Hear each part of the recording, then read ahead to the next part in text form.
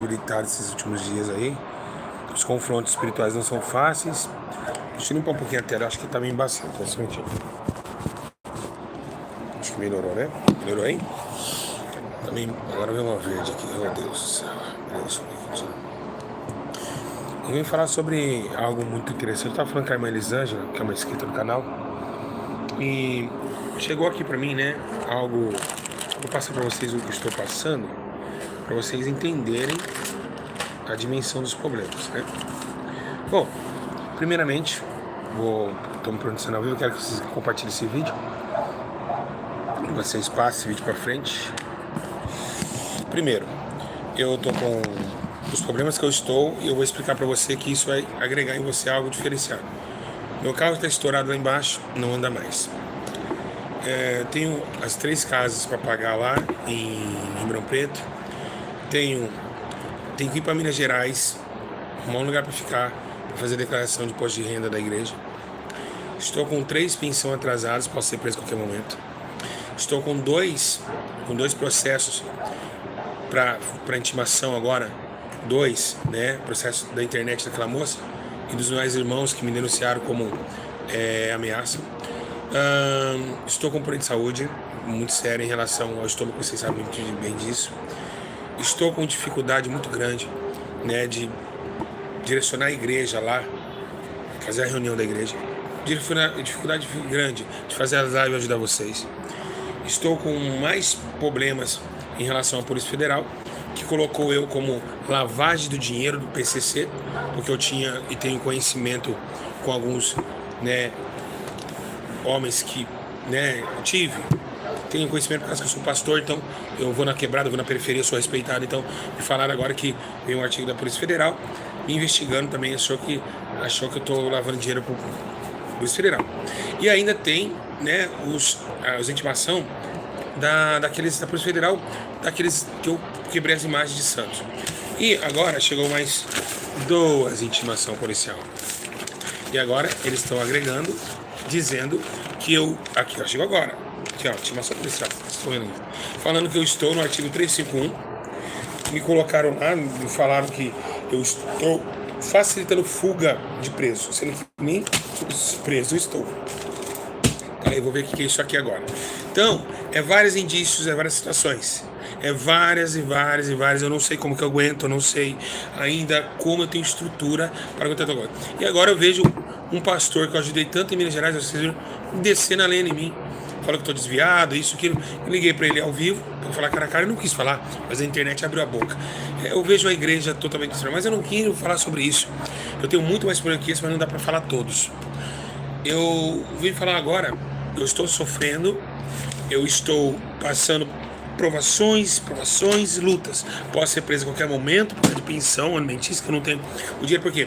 Eu tiro dinheiro da igreja, eu estou deixando dos meus filhos, que a Camila colocou para a igreja pagar, tirando dos meus filhos para montar a igreja lá em Ribeirão, eles estão trabalhando lá. Isaías saiu da igreja lá também, não sei porquê, falando mal também, muita gente falando mal da gente, mas o trabalho está continuando. Mas, diante de tudo isso, eu venho falar algo para a sua vida. Eu venho falar da essência de um amor de Deus, o amor autografado pelo sangue de Cristo. Você poderia pensar como um homem aguenta tanta coisa, perseguições, injúrias, calúnias. Como um homem que passou tanta provação ainda está de pé para declarar esse amor hoje. Hoje eu quero falar do Espírito Santo. Hoje eu quero falar sobre a outorgata do seu poder, das maravilhosas palavras e sabedoria que penetra dentro da carne humana e faz jorrar alegria e águas que nunca se farta dentro do ser humano, ainda faz nele uma necessidade que solta para a vida eterna. Hoje eu vim falar do Espírito Santo.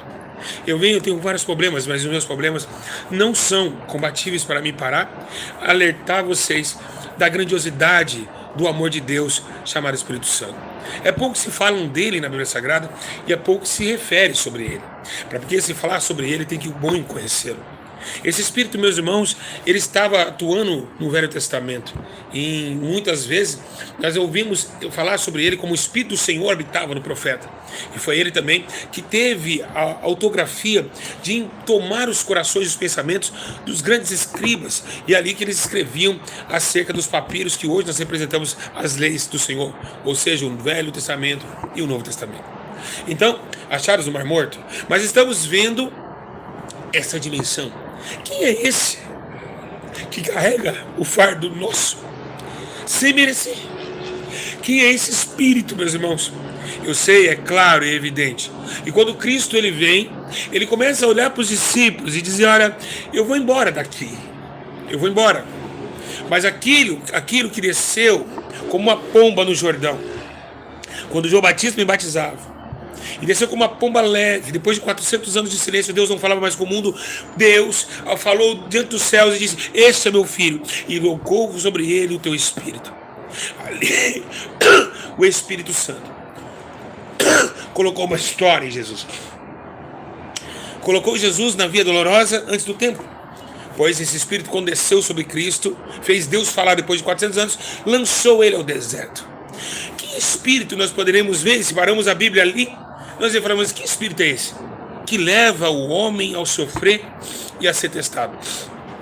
Sim, se a gente continua lendo a Bíblia, esse Espírito veio para triturar o vaso, veio tentar moldar o vaso através de tentações, pois sabíamos o tentador que Cristo estava em carne, e é por isso que ele disse: e seu estômago está com fome, não é? Você tem poder, transforma essa pedra em pão. E sabia nós que Cristo receberia o Espírito Santo, porque no meio do deserto, quando o Espírito está ainda atuante no homem, a carne não pode se relevar ao processo de destruição. Então, Satanás ofereceu aquilo que a carne desejaria, a fome, a saciada fome. Mas o Espírito, tomado pelo poder de Deus, dentro do nosso Senhor Jesus, disse: ei, não só de pão viverá o homem, mas de toda a palavra que procede da boca de Deus. E esse Espírito tomou de valentia e jogou fora o inimigo da nossa alma. Passando-se então, Satanás, como presunçoso, com a sua artimanha terrível, tentou e disse: olha, eu vou te levar a tal lugar, e eu vou te dar, se aquele não caiu em carne, ele vai cair na vanglória, porque todo homem que começa como um lavador de piso quer ser um gerente da empresa. Então, eu vou colocar nele tudo isso. Olha, você está vendo aqui no pináculo do templo de Israel? Tudo isso eu te darei, se prostrar e me adorares. Ele não vai rejeitar. Ele vai querer dominar tudo. Eu te dou porque foi dado a mim. Adão e Eva pecou, foi dado a mim, é meu. Ele diz: adorará somente o Senhor teu Deus, e só a ele servirás. Então, acontece que Satanás começa a ver que não só de pão virá o homem, e ainda vive o homem somente de adorar a Deus. E aí, no terceiro estágio, leva ele a uma grande montanha e diz: olha, se joga daqui, porque está escrito. Então Satanás disse: olha, se eu não peguei na carne, não peguei na vanglória, eu vou pegar dentro da Bíblia Sagrada. Se ele é a Bíblia, ele vai ter que, agora ele vai se lascar. Então começou Jesus agora a ser interrogado a última vez. Ó, está escrito aqui no Salmos 91. Está escrito, você que escreveu, não foi? Então agora salta, porque dará aos seus anjos para te guardar. Mas era aí, você está interpretando errado a Bíblia? Quem sabe Jesus perguntou a Satanás e disse: não, está escrito também: não tentará o Senhor teu Deus, e nem a ele. Não tenta a ele, nunca, jamais. Então Satanás correu, e depois de 40 dias ele teve fome. Aleluia, glória a Deus. Mas Jesus, saindo do deserto, sabia muito bem ele, que se ele não tivesse esse amigo consolador, ele não teria passado pelo deserto, mesmo sendo Cristo. Era necessário a carne que saiu de um ventre pecaminoso chamado Maria ter revestido de incorruptibilidade, porque todos aqueles que são revestidos pelo Espírito não se corrompem, não se detraem, não se corrompem por nada, nem no ódio, nem na ira, nem no rancor, e nem no mente nas aflições desse tempo, pois em Gálatas capítulo 5 diz que as obras do Espírito é mansidão, bondade, benignidade, amor próprio, domínio próprio, bem-aventuranças. O Espírito não é fingido, ele não é enganador e nem invejoso. Ele traz o fruto do amor que Paulo diz em Coríntios 13. E acaba levando o homem a um ser diferenciado numa terra triste, cansada, cheia de podridão e escuridão. Começa esse homem a ter a luz, pois tem a luz do Espírito. Jesus disse: agora eu sou a luz do mundo e o sal da terra. Jesus não era a luz antes do batismo. Não era. Ele começou a clarear através do efeito que veio do céu. Por isso começou o seu chamado cheio do Espírito, de luz e de verdade. Porém, João disse: ali vimos a vida, a verdade e a glória de Deus. Então, Jesus começa a receber esse Espírito a partir do momento que toda a igreja consegue entender que ele era o Messias. Atos, frases, palavras abundavam as pessoas ao ponto das pessoas ficarem até a tarde para escutar. Até uma certa feita de ficarem com fome. E Jesus, olhando a multidão com fome, viu um jovenzinho com 5 pães e 2 peixes. E assim deu graças, e todos comeram e até sobraram. Jesus continuava andando, e a multidão não parava de ouvir as frases, quem sabe, do Sermão da Montanha. Bem-aventurados que choram, porque serão consolados. Bem-aventurados os pacificadores, porque deles é o reino de Deus. Bem-aventurados todos aqueles que têm fome e sede de justiça, porque eles verão a Deus. Essas palavras penetravam no coração daquelas almas e faziam com que elas se enchessem de temor e alegria acerca de um reino vindouro. Uma palavra que trazia esperança ao perdido e trazia lágrimas de alegria e de confiança que um dia a vitória chegaria através de sua verdade. O mundo começou a contemplar uma palavra poderosa vinda do céu, interrogada muitas vezes pelos fariseus e escribas da época. Mas, mesmo assim, Cristo não deixou de atuar sobre o seu pendente de força e poder, dado e atribuído pelo Espírito, que vinha totalmente do Todo-Poderoso Deus. Em cima, o seu trono cheio de glória e verdade, os seus anjos adorando e dizendo: Santo, Santo, Santo é o Senhor dos Exércitos, e toda a terra está cheia da sua glória. Então, todos estremeciam ao ver a entidade de Deus numa carne natural. A palavra viva, pois João escreveu: o verbo estava com Deus, o verbo era Deus, se fez carne e habitou nesses homens, e vimos da sua face a glória e a verdade. Mas essa luz veio ao mundo, mas os homens não conseguiram receber, pois Deus amou o mundo de tal maneira que deu seu único filho, unigênito, para que todo que nele crê não morra, mas tenha a vida eterna. Mas começaram o homem a adorar mais as trevas do que a luz, e não vieram para a luz para que suas obras não sejam reprovadas, pois eu tenho que parar de beber e de fumar para que esteja lá. Então eu prefiro deixar minhas obras reprováveis em mim, pois me dá saciedade, me dá prazer. Eu não vou deixar os meus prazeres por causa de alguma coisa que eu não consigo sentir prazer, e somente acreditar que um dia vai ver um Cristo e eu vou para o céu é uma coisa mediante aos homens e pensamentos humanos. Mas Cristo continuou. E assim, antes dele partir, ele começa uma promessa. Ele olha para Pedro, ele vê todo o concílio da igreja e diz: olha, calma, eu estou indo. Depois de 40 anos de dias aqui, depois da sua morte, ele diz: eu vou, mas ficar em Jerusalém. Ficar em Jerusalém.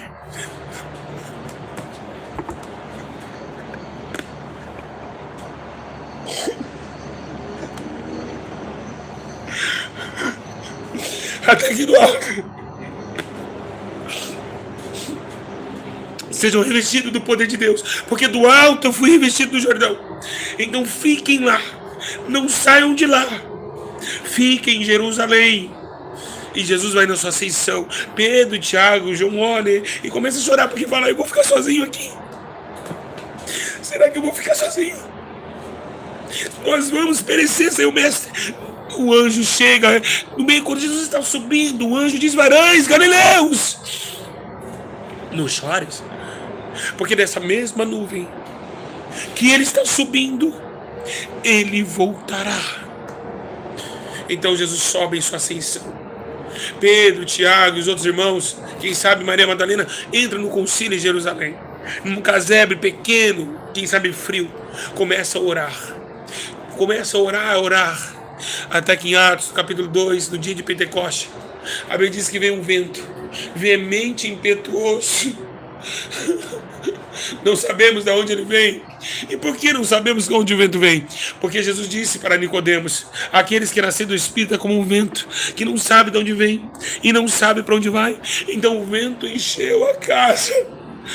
entrou, quem sabe, por uma ventana, uma janela, mas o vento passou e foi soprado o Espírito Santo, e todos foram cheios do Espírito Santo, e as suas línguas saíam como brasas de fogo viva. Aleluia. E aqueles homens cretenses, árabes, outros da Panfrídia, estavam vendo aqueles homens naquela hora falando em outras línguas de suas nações, e perguntaram: serão que estão embriagados a esta hora? Quem sabe teve o mesmo sentimento que Eli, quando viu Ana orar no Espírito, achou que Ana estava embriagada. Esse Espírito toma a face dos irmãos, e começa João, Pedro e João receberam uma promessa que tudo aquilo que Jesus faria, eles fariam muito mais ainda do que eles, porque ele iria para o céu. Então Pedro e João saem daquele lugar e falam: ei, vocês, arrependei-vos e sejam batizados pelo Espírito Santo, para que recebam o dom da promessa. 3.500 almas se aceitaram a Cristo, uma renovação mundial. Aqueles homens saem daqui, vai até a Porta Formosa e vê um homem mendigo caído na Porta Formosa, quem sabe pedindo um denário, quem sabe pedindo uma moeda, e pedindo, eles estendem a mão e dizem: senhora, me tem. Mas Pedro olha para João, João olha para Pedro e diz: eu não tenho. Você tem? Não, também não tenho. Quem sabe colocava a mão no bolso, aquele homem coxa, muitos dias naquela porta, onde todos os fariseus passavam, os santificados entre aspas, passavam e não davam questão alguma de aplicação de conhecimento e caridade para aquele homem. Mas, vendo ali Pedro e João, um olha para o outro e diz: você tem, eu não tenho prata, eu não tenho ouro, mas olha aí, eu sei o que eu tenho, eu te dou. Acabei de receber. Recebi na oração ali, mas vou te dar. Levanta. Levanta, Rabaxica, levanta e anda agora em nome de Jesus Cristo Nazareno. Aquele homem se salta de alegria, e a glória de Deus começa os primeiros sinais da igreja dentro do concílio de Jerusalém. Uma igreja perseguida, uma igreja que agora começa a sentir a opressão dos escribas e fariseus, que ainda que Cristo morrendo, se o trigo não morrer, não gera lucro, nem gera também sementeia, então o trigo morreu. E gerou-se, a partir do lado de Pedro, João e os demais, que foram aceitando ao Cristo como seu Salvador, uma igreja crescente, cheia de poder, cheia de amor, ao ponto que o pastor, quando tinha um carro, dava para o obreiro, porque o carro não era só do pastor. A Bíblia diz que ele dividia o pão. Um pão era dividido para todos, um salgadinho todos comiam. Uma igreja de amor, uma igreja que era tão poderosa que não via salários, que não via onde ia dormir, onde ia hospedar, como ia morrer. Eles só queriam fazer o efeito do Espírito. Eles não tinham nada neste mundo, porque nada eles trouxeram, nada eles levariam. Após o apóstolo Paulo me traz aquela carta cheia do Espírito Santo dizendo: nós não temos nada, mas temos tudo. Tem muita gente que tem tudo e não tem nada. E foi assim também que Cristo colocou na parábola do rico e do Lázaro. O rico tinha tudo, mas não tinha nada. Mas Lázaro, o mendigo, não tinha nada, mas tinha tudo. E quando morreram, viram a sorte que ele teve, um cara com o outro. Esse Espírito, tomando a casa do Senhor, levantou-se homens valentes, como Pedro, João, quem sabe Santo André, que agora foi crucificado em X. Começam muitos a morrerem pelo Evangelho de Cristo. Deus levanta Saulo de Tarso, hoje é Paulo, que prega para os gentios acerca da renovação do poder da doutrina santa do Senhor. Interroga Pedro acerca da doutrina do Senhor, levantando ele a uma diferença de andar dos gentios e viver com os gentios e parecer-se com os gentios. Uma igreja equivalente de poder, que a partir de todos morreram, ficaram poucos valentes nessa história: Tito, Timóteo, Paulo, Barnabé, e muitos ali que começaram a interrogar acerca se a igreja ia morrer ou se a igreja ali tinha terminado o seu talento. Não, através da homenagem de Deus, quando disse para ali Ananias, vai, porque para mim esse vaso é escolhido. Deus homenageou esse homem Paulo, navegou sobre tantas coisas, passou tribulação, foi ofendido, foi preso, foi espancado, mas não desistiu de abrir as igrejas e mandar carta a Tito e a Timóteo para levantar uma igreja de amor, de coragem, de prudência, até que Jesus voltasse. Hoje nós temos uma igreja totalmente fora daquilo que Deus preparou. Deus não ama essa igreja atual. Uma igreja que não tem o Espírito Santo. Decapitaram Jesus. Jesus é a cabeça da igreja. Colocaram a cabeça de pastores, embora colocasse a cabeça de Jesus na igreja. A igreja só tem o corpo de igreja, mas não tem a cabeça de Cristo. Não pode pensar como Cristo, porque Cristo está decapitado na igreja. Ele não tem a cabeça no corpo. Quando a igreja tem a cabeça em Cristo e o corpo a igreja, ela faz, ela padece, ela sofre, ela ama, ela passa por perseguições, mas ela não para. Ela tem dentro de si uma esperança, uma expectativa que o céu vai chegar, mas que devemos tentar tirar nossas obras, porque um dia toda a carta será aberta no grande tribunal de Cristo pelas suas obras, pois João escreve dizendo: eu vi livros e livros, e naqueles livros estava o grande livro da vida, mas tinha os livros das obras, e todo aquilo que o homem foi feito na terra foi escrito naquele livro e foi julgado segundo as suas próprias ações. Então é isso que devemos entender, que esse Espírito Santo ainda continua conosco, que ainda nos dá força para entrar dentro de uma delegacia, e me dá força quando eu fui preso naqueles 40 dias que eu fiquei lá. Jesus falou: 40 dias eu fiquei 40 dias dentro da prisão.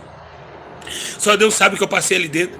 Mas se não fosse a mão do Espírito Santo na minha vida, essa carência, essa solidão que eu tenho há 5 anos, falando somente com a parede, eu falo com o Espírito Santo. Se não fosse ele aqui fazer amizade comigo, quando a casa está suja, quando eu falo: meu Deus, eu não tenho nem força para limpar, lavar uma louça, aí do nada eu falo: levando aqui, lavo uma louça, faço uma comida. Não, eu fico comendo salgadinhos, minha má alimentação, mas Deus nunca me deixou.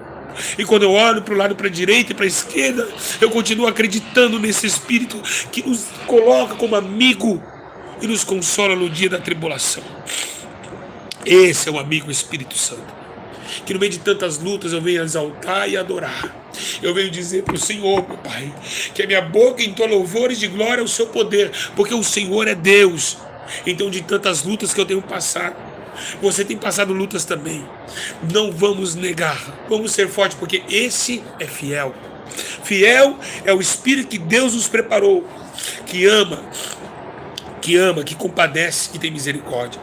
Porque somente quem tem o Espírito Santo tem misericórdia. Só quem tem o Espírito Santo tem amor, sabe perdoar. Tudo na vida vai passar, meus irmãos. Nós vamos para a sepultura logo, logo. Então, nesta vida, o que se baseia é tomar a direção e permitir para que Deus coloque dentro do seu coração um exemplo de fé e confiança naquilo que Deus assim autografou para nós, chamado Espírito da Verdade. Então, espero a todos os irmãos nessa mensagem, que essa mensagem vocês compartilhem ela, e que vocês voltem a ouvi-la conforme os seus corações começam a latejar dentro de vós, pois o que há de vir virá, e não tardará. Logo, logo as nuvens do céu vão se abrir, esse mundo vai ser destruído, e grande será os cavaleiros de Deus vão tomar de armaduras celestiais para vir buscar a igreja. Não existirá mais ministério justiciário, não existirá mais ministério na igreja, vai acabar pastores, presbíteros, isso vai acabar. Ele virá somente um pastor, que apacentará o seu rebanho para Jerusalém perfeita. E nós vamos esperar esse dia. Mas para esperarmos todos os dias, temos que pedir misericórdia para Deus nos moldar, para que sejamos vasos de honra e não desonra. Que Deus abençoe e que o Espírito do Senhor bravamente tome os vossos corações, porque o Senhor é bom. Porque o Senhor é bom. Porque o Senhor é bom. Porque o Senhor é bom. Porque o Senhor é bom. Porque o Senhor é bom. Porque o Senhor é grande. Porque o Senhor é grande. Por isso que minha boca pecadora entoa louvores ao teu santo nome, Deus. O Senhor é nosso amigo. Espírito Santo, obrigado por ter me fortalecido até aqui, embaixo de pedradas, lutas, desafios, caídas e quedas, e tristeza e angústia. Mas o Senhor nunca tem me abandonado, Senhor. Porque fiel é aquele que nos chamou. Fiel é aquele que nos chamou, igreja. Pastores me abandonaram, amigos me traíram, mas o Espírito Santo nunca me traiu e nunca me abandonou. Que Deus abençoe. Que vocês possam orar pela minha vida, que eu sou carente da oração dos irmãos. E que nós podemos juntos amar, não odiar ninguém, porque esse mundo vai passar. Amai uns aos outros como eu vos amei, diz o Senhor, até que Ele volte. Então, vamos amar, vamos respeitar. Irmãos, se um dia acontecer de eu ser preso, fique em paz. Deixa Deus trabalhar na minha vida, tá bom? Fique em paz. Mas lembre-se, na tua vida, que tudo que você passar, Deus não vai deixar você passar sozinho. Um abraço. Que Deus abençoe a todos. E que vocês recebam esta palavra com muita alegria, porque o Senhor é bom e a tua misericórdia dura para sempre. Que Deus abençoe, os guarde, santifique em tudo. Comentem aqui e compartilhem para que as pessoas entendam quem é Deus. A paz do Senhor Jesus.